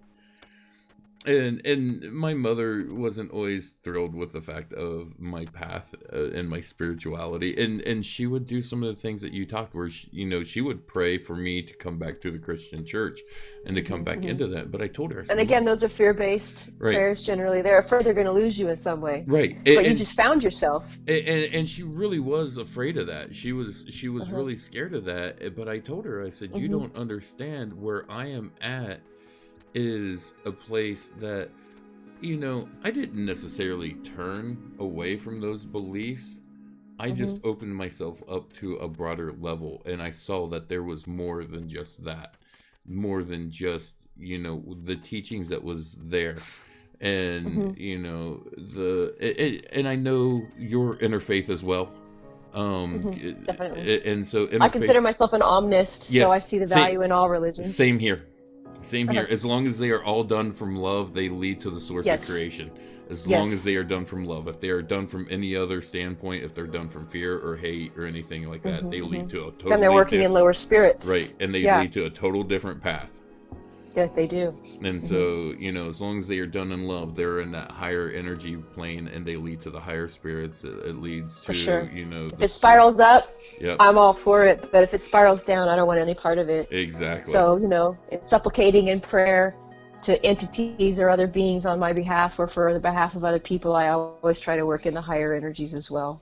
Because I've seen a lot of people around me work in the darker realms, and prayer is prayer. You can pray to the devil if you want to. I mean, even there's the Church of Satan, and obviously, they have their own moral codes and whatnot.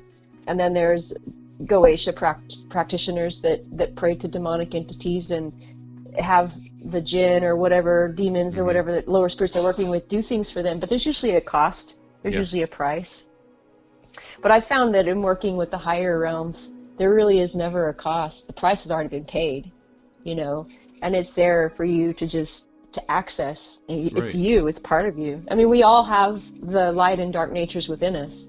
And we mentioned earlier, too, that, we're finding that the bloodlines are so very mixed. And most of us these days now are mixed race people. There's not very many pure-blooded this or that. I mean, we come from multiple traditions and multiple bloodlines. So, what do you do when you find out you have, demonic blood and angelic blood in you? Right. And you have to fight your own demons, from the inside out, essentially. We all have them. We have generational demons even. Many of us do. Right. But we also stand on the shoulders of giants and come from amazing people as well. So, even though there may be generational curses for each of us to break, there's also the amazing people you're made of, and their genetic intelligence is in you, and their Akashic records and memories of those ancestral spirits are always around you, and you can pray to them even if you want to. And if you guys want to dive into the Akashic records, I suggest you start with reading some of Edgar Cayce's work. Yes. Edgar Cayce is a great point to start into the Akashic records. Definitely. Absolutely. Yeah, I've appreciated his stories. And he went into so much too. I mean, Edgar Cayce was critical on a lot of teachings about frequencies and vibrations, and on a spiritual level as well. He brought a lot of information in during his time on that, and brought up a lot of different things. I know you've got some stuff going on tonight. It's about a quarter till 7. Okay. Yep. Got people it's about a coming quarter over to for prayer day. It's about a quarter to 7 here for me, so it's about a quarter till 6 for you. And I know you've got stuff that you've got to prepare for that. So, is there anything that you want to say in closing or wrap anything up? And I also just want to ask if there's anyone that has any more questions before we close out. Please go ahead and ask them now and get them in, so we can answer those questions. Well, I guess to sum it up while we wait, if there's any other questions, I just want to challenge every single person here to really try prayer. I mean, whatever mode works for you, whether it be one with words, with ceremony, with incense, or just a thought or a walk out in the woods. But it's about the feeling as much as it is about what your intention is, and probably the feeling is more important because words don't always match. There might not be a word for a feeling that you have. We're limited in words sometimes. And words are spells, but it's the intention really that makes the magic happen. It's kind of like the catalyst that makes the magic happen. Right. So, and I would challenge you to everyone to experiment with different types of prayer. You may find that, you have a particular favorite and that works better for you, or in certain circumstances using a specific kind of prayer. Like, for example, tonight we're working in group ritual. And I'll give you just one really quick example, or a couple examples of how group ritual differs from that of like personal private prayer and ritual, and how quickly things can come in. This has been several months ago. one of our vehicles broke down and was beyond repair, and we're sharing a vehicle, a very large family. I have 6 children, and not even all of us fit in this vehicle. So there's never a time the whole family can ever go anywhere. I can chauffeur kids around, but then the husband left home or whatever. So we were doing a Jupiter ritual while the moon was in Sagittarius, and I use astrological magic a lot because as above, so below, I look at the planets and see what they're doing to kind of see what the God mind is aligned with doing, or the probability of what good things can happen. And I didn't really have a set intention, but we invoked the 6 or 7 spirits of Jupiter, and we said their names out 7 times in a row. I didn't really even know what to expect. I was just kind of like saying, God, you know what I need. Jupiter spirits, you know what I need. Make it happen. And 2 weeks later, we were given a truck that the whole family can fit in. And it still runs, and it's a great truck. Nice. So, just given to us. And I didn't say anything to that person. They just called one day and said, I've got this truck. You want the title? And come pick it up. And I'm like, yes! So, and that was in group ritual. Needed that. Yes! Quickly. And because everyone there in that circle also set their intention on us getting what we needed. I didn't even state what we needed because we need so much, but I'm just like, the universe knows what we have need of. Mm-hmm. And if you don't even know what to ask for, you don't need to ask for. Just hold an intention of, like, for example, the feeling you would like. I would like to feel happy. Well, then generate the feeling, and then experiences will come to match that feeling. So it's about generating the feelings first, and then trickle down. The matter has to obey the holographic form that we co-create with God, that we co-create with the universe. And prayer is a very powerful way of creating the matrix, of forming it, because all things are formed here first. They're formed here, and then they're embodied with the emotion, and so your thought might be, I would like to have this, or this is already mine. But if you're feeling bad, you're going to get something that matches that bad feeling. Right. But if you'll notice, when something happens in your life, whether it be an answer to a prayer or an experience, whatever happens to you will normally match the feelings you've been carrying around with you, which is why it's so important to have a prayer in your heart all the time. Because if you're always feeling grateful, you'll always have something matching that energy coming into your experience. So even if you just walk around with a prayer of gratitude and you don't even really know what you want or what you need, you just like feeling grateful, then you're going to have those experiences. For me personally, I personally will tend to pray for others more than I will myself a lot of times. And likewise, there's times where I don't even know what that person needs, and I'll just, my prayer will be, whatever their need is, or whatever their desire is, or whatever it is in their life that they need to, whether it's something on a spiritual level, or if it's something on a health level, or, a physical need or a financial need, whatever it is, just that it's met. And what a cool thing to see it actually happen. Yeah. And you silently stand by going, hey, I helped facilitate that. But you don't even have to say anything. You're just happy for that person, Yeah, that could also a lot of times I don't be an even answer get to your the prayer. point. A lot of times I don't even get to the point where I think, hey, I helped with that. I'm like, oh, that's cool. That happened. Yes. You're still participant in that. Yeah. So in a sense, if you like to pray for other people, that's your prayer. Your prayer service to others. So in facilitating those thoughts and those feelings for others, you're quite literally healing the world. You're already that you're a part of that larger God mind, that there is no separation between you and me. There's no separation between me and the next person.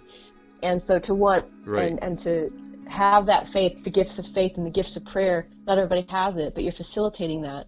Right. So, but you got to begin in those 4 stages of learning. Begin somewhere. You're not going to be an expert immediately in these things unless it's your gift you're born with. You might already be good at it. Obviously, your elders saw something in you, that there were spiritual gifts in you that they saw, and were like, we got to get this kid started, got to give him a boost, because the initiation does bring you into it faster. It brings you into that egregore, or that stream of energy with the other elders. Yeah. And prayer is very much like that. When you do it as a group, you're entering an egregore, which is an energy or an emotion held by a group of people, which comes with intelligence. And when you tap into that egregore, there is nothing withheld from you. Any answer, any question you could possibly want an answer to is there for you. and just through the simplicity of prayer. Absolutely. So that was my signing out with, yes, please just try it. Try different kinds of prayer, check out that book, Greg Braden's Lost Mode of Prayer. So it was a game changer for me. I will post or maybe you have some book recommendations. Yeah, I will post that up on suggested reading on the Discord channel. And then I will also go ahead and post that up as I'll see about what I can do on the Facebook page to maybe get some stuff where I can tag some different suggested reading and stuff up there where people can, I can start listing for sure. some things there. I'll work on that and see what I can do and work out. So it might just be a pinned post that suggested reading, and I'll just put different books and stuff in there for people. But the Discord channel, which is the easiest way to do that, because I actually have specific sections in there where I can post stuff within the Discord. And for people that are, this is the fun little technical things I get to do with the show. For people who are interested in the Discord and the different social media, there's while you're here on Twitch, there's links down below in the panels below the video that you can click on for the Discord, for the Facebook and stuff. Also the YouTube channel, if you want to get into that and see some of the past episodes and stuff that we've done as well. If you're just tuning in and you haven't got to catch any of those, there's links down there for all that. If you're watching this on YouTube, there will be links down in the description for the Discord and for the Facebook and all the different other social media. I'm also going to go ahead and put links to your website, Where She Rules. Thank you. That way people can check out your music and what you're doing there. And those are my prayers and music. Absolutely, and they're beautiful. I was listening to her music earlier today and deeply enjoying it, and the very deeply spiritual connection that your music has as well. We was discussing that even earlier today and stuff too. So and before we go into closing with the closing prayer, I want to say thank you so much for your time. Thank you for being here for this show. I know you are extremely busy and you took a lot of time out of your day to do this. And I definitely want to open up the door for you to come back again as a guest, because I know there's so many more topics that we could dive into. I would love to. I can't wait to have you back. When you get some time, reach out and we'll go ahead and schedule in again and get something going again. But yeah, just thank you so much. I'm so grateful for your knowledge and for everything that you brought to this show today and just spending the time here with us. Thank you to all the viewers who have come in and have watched the show as well. So yeah, just thank you so much. So very welcome. So I'm ready for that. I'm ready for that prayer. I'm ready for that benediction. for your benediction. I always get nervous right before. Now the pressure's on you. Exactly. I do too. I always get nervous because it puts you on the spot. Yeah. Yeah. I knew this was coming too for a while. We talked about this morning, but yeah, I always get nervous before I pray publicly. I'm one of those people that I tend to pray off on my own most of the time. So, but all right, well, let's get into this. Source of all creation, we just want to come to you and we want to thank you for this gratitude. We just want to come to you with a grateful heart and thank you for this time that we've been able to spend together and for this knowledge and this wisdom that's been bestowed upon us. And we know that it comes from you. You are the source of all knowledge, of all creation and all wisdom, and that you've bestowed that onto us through these conversations that we've been able to have with each other. And I just want to speak blessings of protection and of abundance and blessings of whatever people's needs are that are watching the show right now, that are listening to this prayer, whatever it is that they need. You know what that is. I do not have that knowledge, but you do. And I just pray that you bless them in ways that they will never, ever possibly be able to imagine, with such abundance in such a manner, and that they know that it was divine interaction that brought that blessing to them. And I pray to you and I speak this in the name of the source of all creation. And thank you. So mote it be. So mote it be. Thanks for having me. Absolutely. Happy National Day of Prayer. Happy National Day of Prayer. Have a great night tonight. And thank you everyone for being here. All right. Good night. Good night.